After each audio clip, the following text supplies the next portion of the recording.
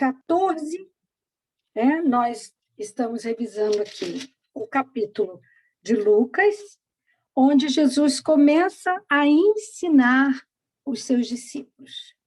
E ele começa ensinando a partir do versículo...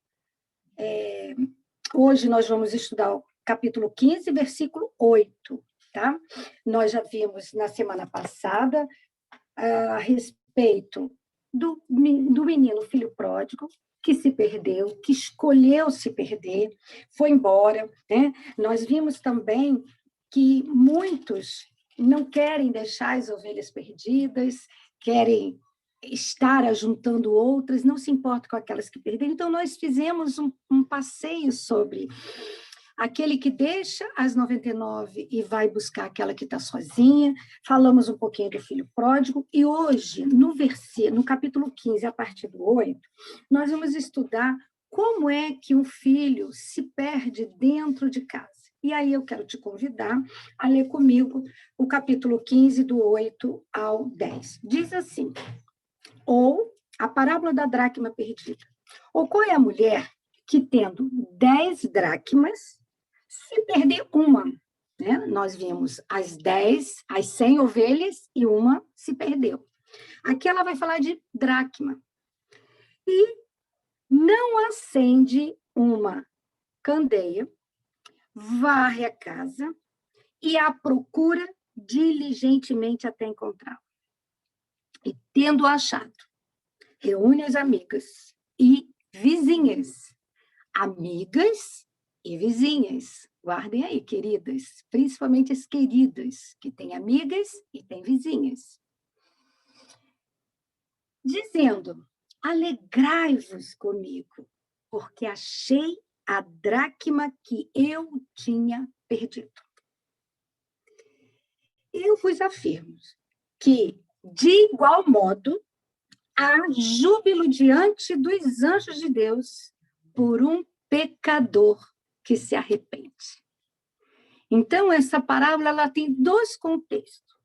Ela tem um chamamento missionário para discípulo, no ID. Ela tem um chamamento para a igreja como corpo de Jesus sobre a sua real missão. A real missão da igreja é buscar os perdidos, curar os enfermos, repreender demônios, celebrar a volta de Jesus, celebrar a morte e ressurreição de Jesus e fazer boas obras. Essa é a missão da igreja. Simples assim. Não tem inventação de moda. E Jesus vai ensinando, e aí eu vou trazer para o nosso contexto, uma outra coisa que Jesus adorava fazer. As parábolas, elas nos treinavam, as parábolas servem para treinamento.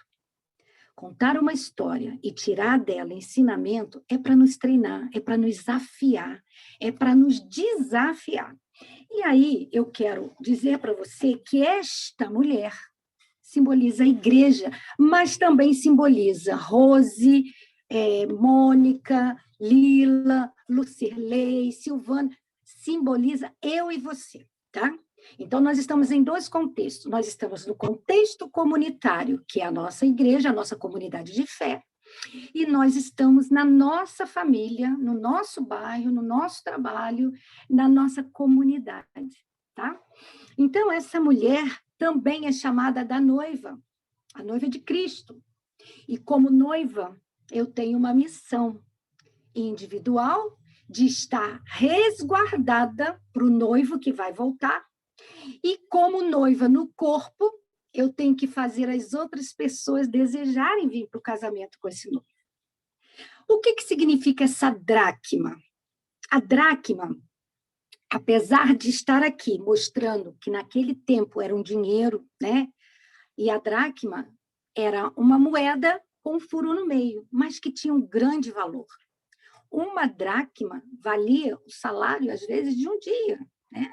Então, era muito precioso, era muito caro uma dracma.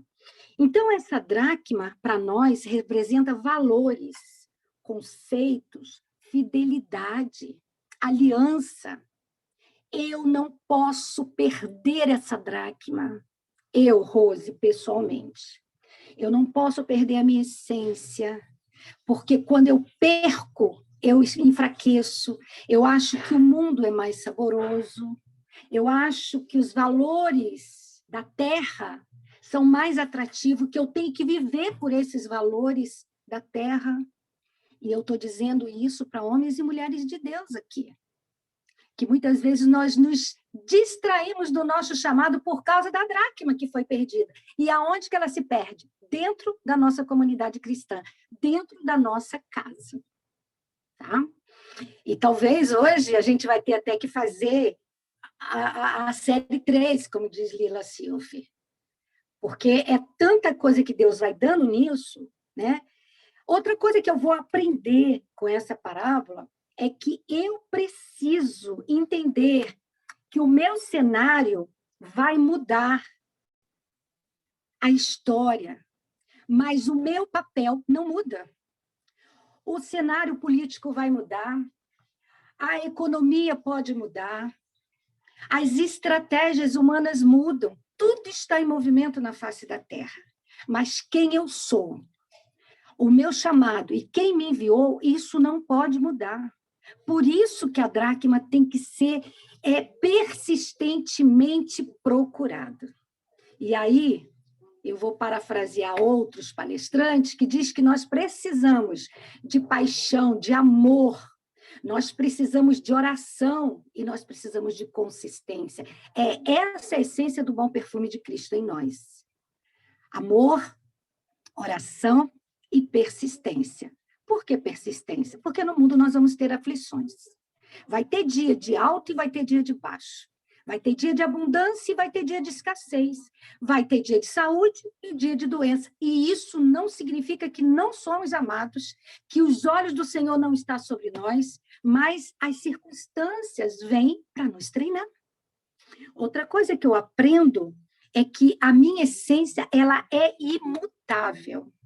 A minha essência, quem eu sou, filha amada de Deus, com um chamado, com uma missão específica. E aí, quando eu vejo aquela mulher desesperada, olha as suas dracmas, só tem 9, mas eu tinha 10, cadê a 9? E eu quero te perguntar, qual é a tua dracma que você perdeu? Aonde foi parar a tua dracma perdida? É a primeira pergunta. A segunda pergunta que eu quero te fazer é, qual o nome da sua dracma perdida? Eu, na minha vida, eu perdi a dracma da alegria, um momento da minha história. Eu fui tão massacrada por pessoas que queriam que eu produzisse no reino de Deus, que eu perdi a alegria de trabalhar para o reino. E eu achava que porque eu não produzia para aquela liderança eclesiástica, eu estava desagradando a Deus, Pai. Até que Deus falou, para tudo, está tudo errado. Você não tem que ficar desesperada, você não tem que contar quantas almas você ganhou, quantos cultos você pregou, quantos discipulados você fez. Você tem que andar comigo, porque eu te levo a entender quem são as pessoas que serão pescadas, que cairão na sua rede, que você vai limpar, que você vai cuidar e que você vai edificar. E que você vai colocar na minha presença, não importa se essa pessoa vai estar congregando com você ou não. Queridas, meus filhos e as minhas filhas na fé, tem várias denominações, tem vários estados, vários lugares. Eu já sou bisavó de filhos espirituais e filhas espirituais. Se você me perguntar onde eles estão, eu vou te dizer, pergunte a papai. Mas eles estão firmes. Eles estão firmes na fé. Agora, eu não ganho para mim. Nós precisamos perder essa noção, porque quando eu não entendo a minha essência, eu quero achar e guardar para mim. E aí nós vamos ver nessa parábola que quando eu acho a minha essência, eu não guardo para mim, eu quero transbordar, eu quero jogar para os outros, por isso eu chamo amigas e vizinhas.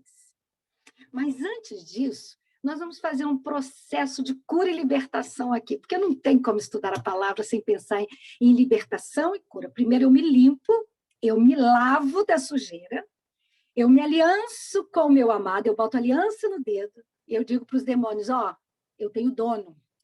Eu tenho dono. Eu tenho um marido. Eu tenho um amado que cuida de mim, que é Jesus. Essa é a primeira coisa. Independente se você é casado, se você é solteira, você tem uma aliança no seu dedo. Então, o diabo não pode tratar conosco. Por quê? Porque nós vamos andar em aliança também. Eu não vou pecar, eu não vou entristecer o meu amado, eu não vou trair o meu amado. E tem muitas queridas dentro do arraial do Pai, se divorciando, tirando a aliança do dedo, seguindo outros deuses dentro da casa do Pai. A dracma não estava na casa da vizinha, a dracma não estava no arraial do vizinho, a dracma estava dentro da casa. Então, a gente pode se prostituir dentro de casa, a gente pode se prostituir dentro da igreja. Pastora, mas o que é prostituição? Imagina, eu sou uma mulher de Deus. Se prostituir é usar o vaso de forma indevida, né? É usar o vaso de forma indevida. Aqui, ó.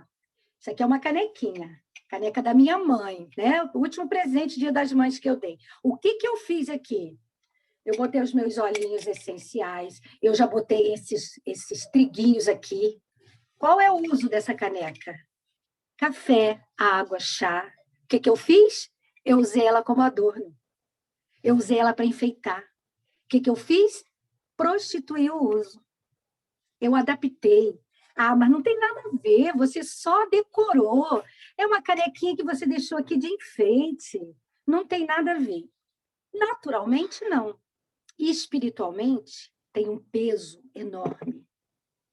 Nosso corpo, nossa mente, nossos dons e o chamado e ministério, nossos papéis sociais não podem se prostituir.